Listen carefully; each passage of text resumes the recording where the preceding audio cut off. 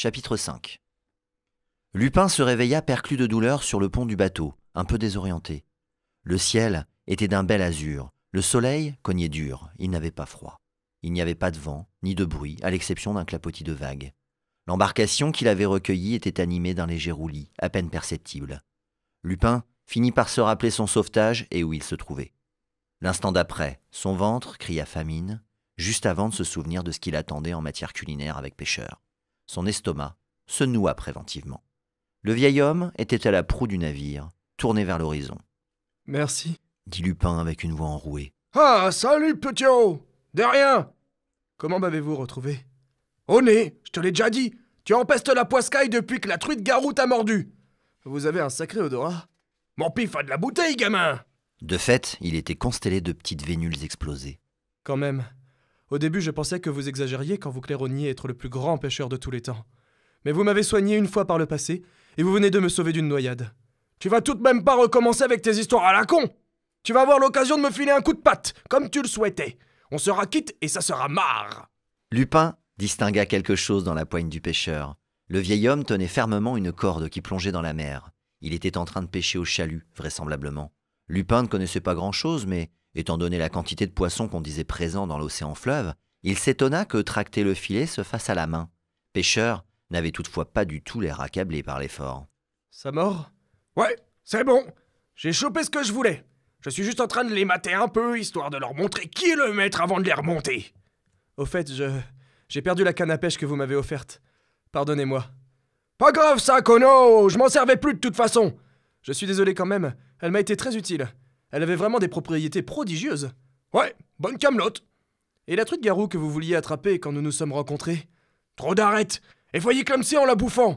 J'en ai une qui s'est fichée dans ma gorge. J'ai pas arrêté de becqueter de la mie de pain pendant 1 mois après ça. Parce que vous l'avez eu finalement. À l'ancienne.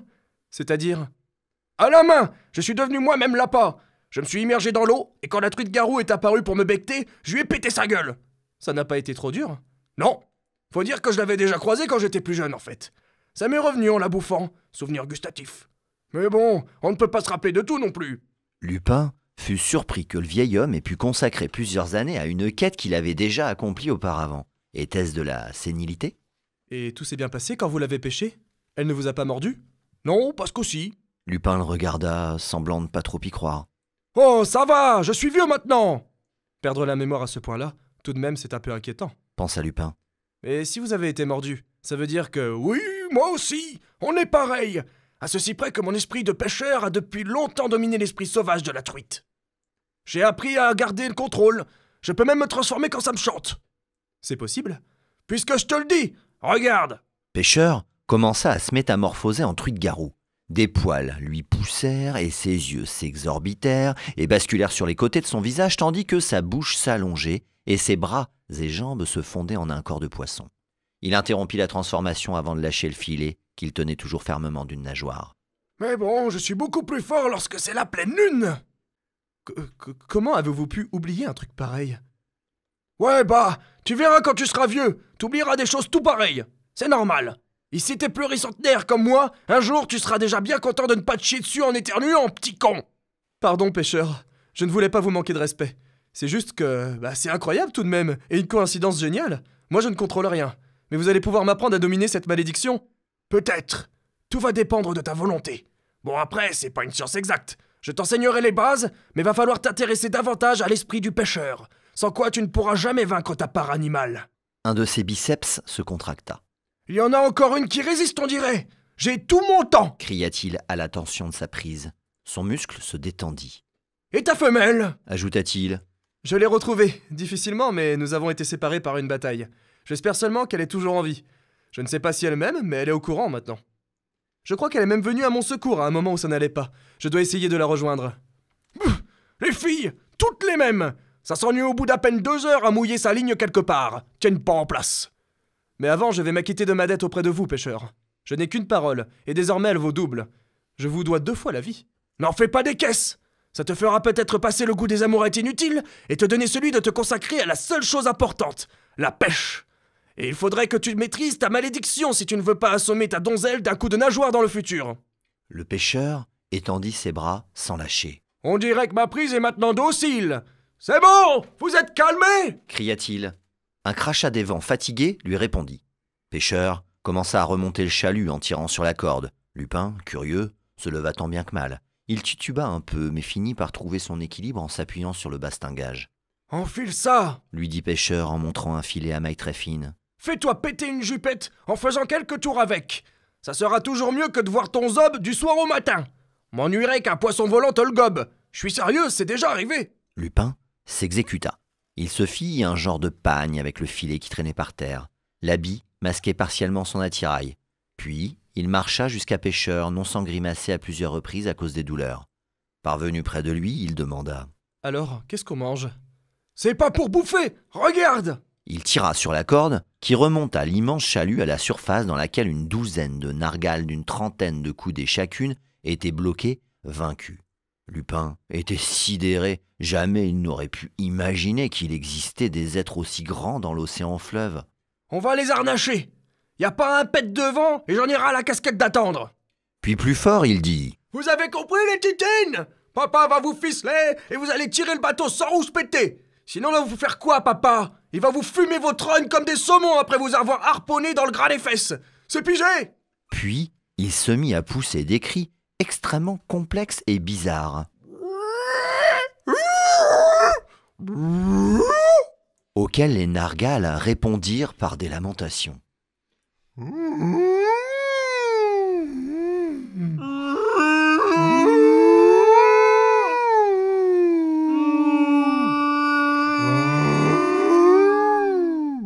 Le vieil homme parlait leur langue. « Tiens-moi ça 2 secondes, Kono. Je vais accrocher ça à la coque du navire. » Il lui passa la corde que Lupin serra machinalement. Heureusement que cela ne dura que 2 secondes. Lupin sentit ses bras d'ordinaire musclés sur le point d'exploser. Toutes ses douleurs se réveillèrent d'un coup. Il lâcha la bride au moment même où le pêcheur fixait le chalut à la proue du bateau. Lupin tomba sur les fesses. Pêcheur dissimulait sous les taches de vieillesse d'une peau distendue et flétrie par le temps une force hors norme. « Il n'est pas ordinaire, » pensa Lupin. « Vous n'avez pas peur que le vaisseau se disloque ? Tout de suite les grands mots. C'est de la conception par Bibi Armateur, ça. Tout en essence ferrugineuse des forêts métallifères de Terra Incognita. » « De où ? Terra Incognita ? Tu vas pas me dire que tu croyais pas qu'il y avait pas un 4e continent après l'océan circulaire ? Après, il y a quasiment personne qui sait. Les gens, ils sont entourés par un cercle d'eau. Il y en a pas un moins gland que les autres pour penser qu'il y a peut-être quelque chose au-delà.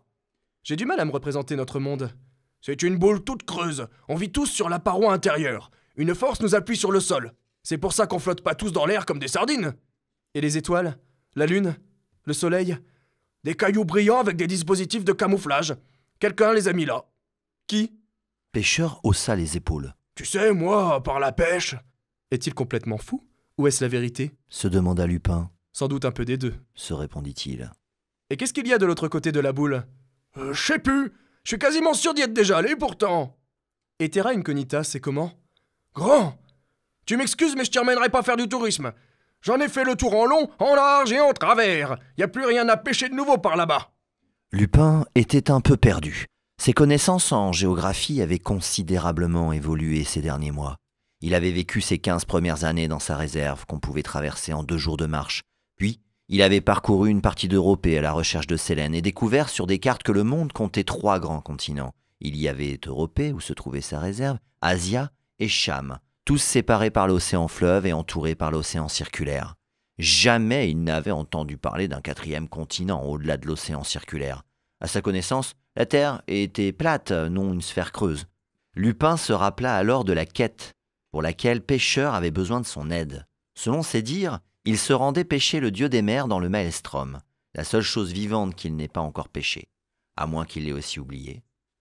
Lupin commença à sentir naître une appréhension au fond de lui, et si son serment d'assister Pêcheur allait s'avérer plus dangereux que de poursuivre Sélène à travers un continent en guerre, comme il venait de le faire.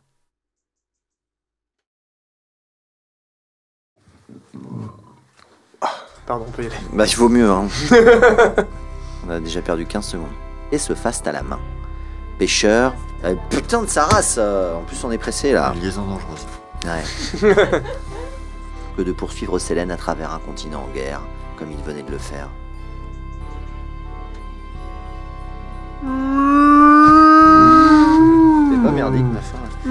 en fait, c'était une semi-faute. Ça pouvait être une faute ou pas. C'est quoi? Il se rendait pêcher, selon ses dires, il se rendait, non, c'est que pêcheur, ça marche pas.